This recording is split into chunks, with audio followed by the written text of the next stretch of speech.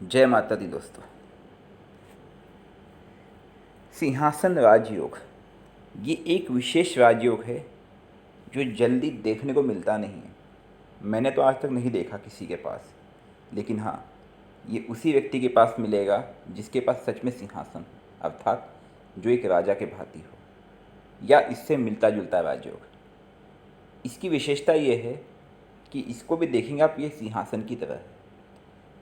जब सभी ग्रह दूसरे भाव में, तीसरे भाव में, छठे भाव में, आठवें भाव में और 10वें भाव में बैठ जाए, केवल इन 5 भाव में जब सभी ग्रह बैठ जाए तब उसे सिंहासन योग कहा जा सकता है। लेकिन कंडीशन इसमें यही है कि कोई ग्रह अगर नीच का हो तो उसका प्रभाव विपरीत ना हो और ग्रह अस्त ना हो। जैसे सूर्य के करीब आने पे ग्रह अस्त हो जाते हैं, इस बात का भी हमें ध्यान देने की आवश्यकता है।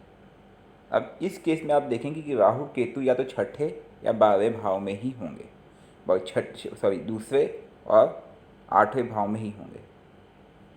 तो यही कारण है कि सिंहासन योग में व्यक्ति को, जातक को अंत में परेशानी होने के चांसेस पूरे रहते हैं। अब जो नए व्यक्ति है वे कंफ्यूज होंगे यहाँ पे कि भाव का तात्पर्य क्या है। किसी भी कुंडली में कुल 12 भाव होते हैं, जैसे हमने लिखा हुआ है। जहाँ पे हमने 5 नंबर लिखा है यहाँ पे पहला भाव है, उसके बाद जहाँ 6 नंबर लिखा है वहाँ पे दूसरा भाव, जहाँ 7 नंबर लिखा है वहाँ तीसरा भाव, जहाँ 8 नंबर लिखा है वहाँ चौथा भाव। किसी भी कुंडली भाव कभी नहीं बदलते, नंबर बदलते रहते हैं। कुंडली के हिसाब से भाव वही रहेंगे। तो इस कुंडली में देखिए भाव ये है, हमने पहले भी आपको ट्रेनिंग दी हुई है।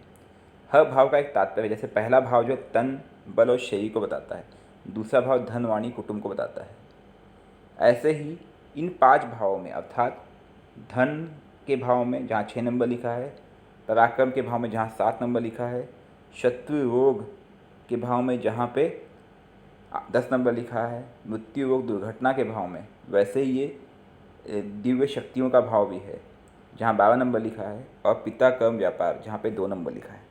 इन भाव में जब सभी ग्रह आके स्थित हो जाए तब सिंहासन राजयोग बनता है। बस ध्यान देना है कोई ग्रह अस्त ना हो और कोई नीच में ना बैठा हो, नहीं तो नीच के ग्रह का प्रभाव उसको रोकेगा उस सिंहासन को लेने के लिए। अब इसके भी पीछे तात्पर्य है कि जब सभी ग्रह इन भावों में आते हैं तब कहीं ना कहीं इनमें एक शासन की शक्ति बनती है।